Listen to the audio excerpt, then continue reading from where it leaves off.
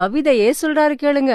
குடிக்காதவன் யார் உலகத்தில, அவனை கொண்டு வந்து நிறுத்து பக்கத்தில, எல்லாரும் குடிக்கிறான் மொத்தத்தில, இல்லன்னு சொல்லுவான் வெக்கத்தில.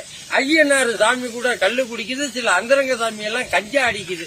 கொய்யா தோப்பு முனுசாமி மில்லி அடிக்கிறான், கோட்டு கோட்டை சாமி நாளும் குடிக்கிறான். குழந்தையா இருக்கும் போது பாலை குடிக்கிறான், குமரனா வளர்ந்த பின்னே நாளும் குடிக்கிறான். சாகும் போது 3 வாய் தண்ணி குடிக்கிறான், சாராயத்தை போட்டுக்கிட்டு வெளியே நடிக்கிறான்.